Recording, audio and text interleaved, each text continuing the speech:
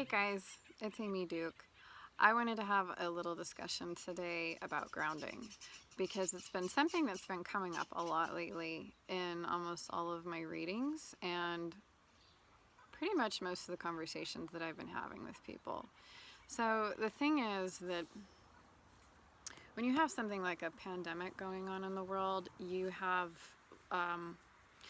we already know scientifically that there's a collective consciousness and that affects people. So when you have fear or anxiety or grief happening on a global level, it's going to really up the levels of empathic awareness and how that's affecting all of us. So some of us are very empathic, and if you're not familiar with that, what that basically means is that you're very, very sensitive to the emotions of other people around you, or you're sensitive to the thoughts of other people around you. You pick up on stuff. If someone around you is sad, you feel it very, very deeply. You feel it like it's your very own pain. This can even be a thing where, like, if someone around you is sick, you start exhibiting their symptoms. So this is how the empathic nature can work. So whether you're a very empathic person or not, everybody is going to be feeling these intensified waves of, you name it, anxiety, fear, sadness, uncertainty, whatever it is. And it's definitely making it hard for some of us to focus. It's making it hard for some of us to sleep. And so, like I said, this is why this is something that's been coming up a lot in my readings, where I find myself saying over and over again, like, are you grounding? Do you ground every day? Do you know how to ground? Do you understand what it means to be grounded? And this is something that does have a pretty broad description. A lot of people will tell you a lot of different things about grounding. I never really understood what it was until the last year and a half, and it's become such an essential part of my daily practice that I feel like I really do need to share what I've learned about it. So I can't really claim the practice that I'm about to explain to you as my own, because it's come as a result of a lot of different people's ideas and different people's practices. But I will say that it is something that I've made my own, as should any practice that you take on, should be something that you make your own in your own way. So the book that I got this idea from is called The Secrets of Shamanism, Tapping into the Spirit Power Within You, by Jose Stevens and Lena Stevens. I think this book was written back in the 80s sometime, but I just happened to pick it up on a trip down to the coast and read it out loud while my partner was driving, and we were like, this book is amazing, and it has so many practical and profound concepts about your connection to your energy body and to the planet. So the basic idea here is to realize that what we breathe out, the planet breathes in. And what we breathe in is what the planet is breathing out. So it's like a filtration system. You gotta think of it in terms of, like, what's left over that's really no good to us is the life force of plants around us, and vice versa. So I'm going to talk to you about the idea of letting Mother Nature siphon out of you everything that doesn't serve you, which could be like, well, that's pretty mean. Like, why would I, put all my crap on Mother Earth? But okay, let's think about this for a second, guys, because what is it that makes plant grow the best? Oh, that's right. It's poop. It's waste. It's what chickens and cows poop out that feeds and nurtures the earth. So you kind of have to think, like, yeah, it maybe seems like weird to ask the planet to take all of our yuck away from us, but for some reason there's something about it that feeds her when it's done in the right way. Because you also have to understand that light workers, one of the things that light workers do is they're bringing these higher vibratory energies onto the planet, right, to help her raise her vibration. So as she helps us, it creates more opportunity for us to help her. It's a symbiosis. So I just wanted to clarify that, so that if anybody gets weirded out by the idea of us dumping our crap, into Mother Earth energetically, it's actually something that she's more than happy to do, or she's more than happy to take from us as a natural process, as a natural Um, it's not the same as us dumping our pollution, you know, onto her. That's not natural. You know, this is natural. This is how it's meant to be. So having explained that, what you want to do is you're going to create a visualization for yourself, which really, it's helpful if you get some music.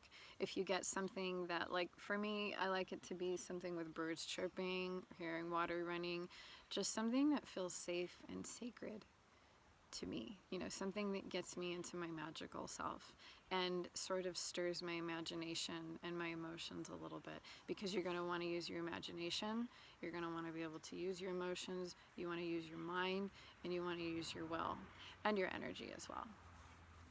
So once you've found the music that you like, you want to get into a meditative space, however it is that you do that. You don't want your head to be clear, because you want to bring whatever it is that you need help with into this space with you, but you want to come with a sense of like openness. You know, faith is the best place, is the best way to come, but if you don't know how to utilize faith, then the next best thing is going to be just being open-minded. So having an open mind, having an open heart. But you want to imagine for yourself a sacred setting for you. Like if you had a magical, sacred place that you went to in nature to connect with her and to feel the power of your connection to nature, you need to conjure that in your mind. And this is actually a practice that I've seen come up in a lot of modalities, the visualizing a space like this, and then going back to this space over and over and over again. Because whatever we create in our imagination, we're actually creating on the astral plane, which means in a certain dimensional reality, it's actually real. So the more you go back to it, the more you do this, the more you feed this creation that you're making, and the more powerful it becomes. So for me, it's a willow tree out in the middle of some forest that's kind of tropical in a lot of ways. It's this big giant tree with these big billowing branches and sweeping leaves, and at the base of the tree is this gnarly rooted stone that's been grown in to the roots that makes like an altar. So there's a really nice altar there in front of the tree, and I can sit in front of it, I can burn incense, I can do whatever it is that I want in my imagination to put myself into this space of connecting. And once you've created and imagined this space, then you really want to get into like, what's the temperature? You know, how does it feel? Is there moss on the ground? Are you barefooted? Like, is it chilly? Are there birds singing? Like, really get into it. And as you do this, here's the thing, like even if it takes you a while to get this down, just doing this will take you out of whatever stressful state of mind that you were in before you started doing it. So don't get hung up on doing it right. Just get hung up on doing it like with all of your heart and all of your mind. So, okay. So we're back in our sacred space. The next thing you want to do is call in your protection. So, because anytime you become emotionally or energetically or mentally open to communing with something other than yourself, you want to make sure that you're protected. So however you call in your protection, call to God, source, spirit, your higher self, whatever it is, just call in that protection, you know, set the stage for the energy that you want, and, you know, and forbid any of the energy that you don't. And that's really important, okay? So once you've come into your sacred space and you've called in your protection, that's when you are going to envision yourself either sitting or standing in your sacred space and becoming very still and becoming very aware of the connection that you have to the planet and the connection that the planet has to you, and accepting the fact that she wants to help you, that it's her joy and her pleasure to assist you and vitalize you. But before she can vitalize you, she has to help to clean you. It's like if you had a wound on yourself, you're not just going to bandage it up. First, you have to clean it out. That's exactly how it works when it comes to empathic toxicity, I guess would be the best word I'm thinking of. So the cleaning process is that you stand or sit with your feet in the earth or your tailbone in the earth, and you allow yourself to imagine your chakras opening and becoming soft and receptive. Like for me, I like to envision roots sprouting out of my chakras and with all of the colors kind of coming up and down and weaving in and out in this spiral and going down into the earth. And when I've created this visualization in my mind, this is when I thank her. I thank the planet. I offer my gratitude to her for everything that she gives to me, and for the fact that she's the reason why I have life through my body and how she nurtures me. And then I ask of her that she would take from me any and all energies that are not serving me or that don't belong to me or that are harmful to me.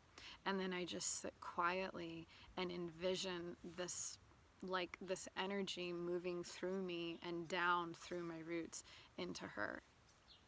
Now, if you're already good at this sort of thing, or you're sensitive empathically, you will feel it working. It actually feels like a magnetic draw, pulling this stuff out of your body. If you don't feel it, don't worry about it. We don't all have a natural sensitivity to our energy system. Some of us have to develop it. I did. I didn't used to have any sensitivity in that way. And now it comes quite easily to me, but it's just through practice, it's through repetition of wanting to feel it and becoming calm and not letting your mind get in the way. But like I said, more than it's important to do it right, it's just important to do it with all of you.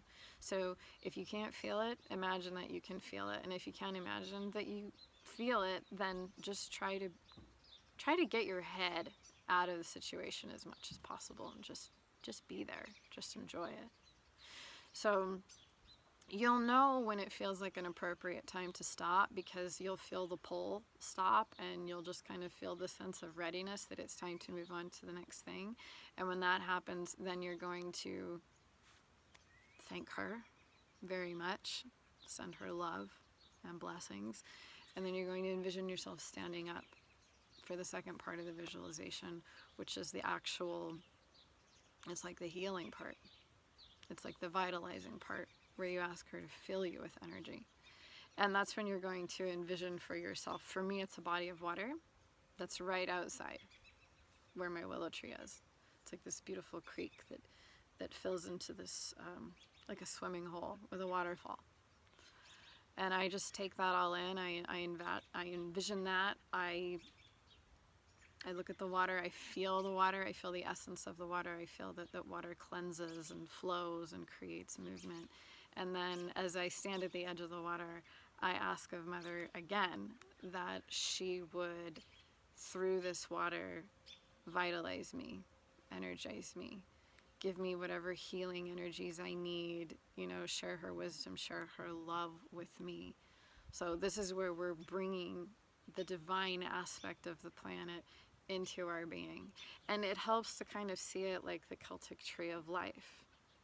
As we breathe in, it's like the leaves of the branches taking in the sun, bringing in this divine earth energy. And as we breathe out, it comes through our body or through the trunk and out into the roots. So it's like this filtration, this cycle. As I breathe in, she fills me. As I breathe out, she's drawing from me. She fills me and she heals me, right? So you want to imagine yourself swimming in the water, and or standing under the waterfall. Sometimes it just depends on how I'm feeling. I'll do one or the other. And once again, if you're sensitive, you will actually feel this happening. But whether you feel it or not, it is happening, because once you've set those intentions, those things are going to happen. But you're going to hold that as long as you need to. I can't even tell you how many times I've been totally fatigued and worn down, and I've done this practice, and I feel great. I may not feel like unusually great, but I won't feel exhausted anymore, because I've just released all the excess energy and filled myself, or allowed myself to be filled with the vitality of the planet. So once that feels done and once it feels complete, then you're going to, once again, thank her and bless her. And set the intention that you will use this vitality that you've been given to create more healing and abundance in the world. And there's a whole other secondary aspect of the grounding technique that I've developed, but I think this is a good place to stop because this is enough. You know? Because we can learn how to do this practice where we let the earth purify us and then fill us and vitalize us. And then there's a practice where we're able to do the same exact thing for her by bringing in cosmic energy that raises her vibration. That's light work. But we'll get into that later. The one last thing I wanted to mention that I've noticed as I've been doing this practice is that I started to understand a whole lot more about animal totems and spirit guides through doing this practice, because I realized that as I continued on with these visualizations and I was consistent with them, that a lot of times in my visualizations, without me thinking about it, my spirit guides would start showing up, like my spirit animals. And that's a whole other story that I should probably do another video on. But it made me understand, which I didn't understand before, that our spirit animals are actually part of the divine guidance of the planet, whereas like angels and other things that aren't really earth-based that we have contact with and communication with sometimes are more cosmic guidance. They're more from our soul being. But there's this whole other divine aspect that comes from the planet.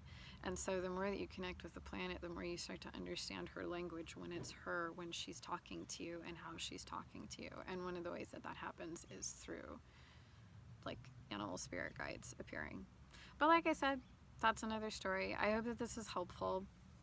I'm sorry for any of the noise. Like, I'm at the point where I just really need to get this video out, so we might just have to deal with all of the cars that were driving by. The irony to me is that it's just like dead quiet here almost all the time until I sit down and decide to do a video, but okay, whatever.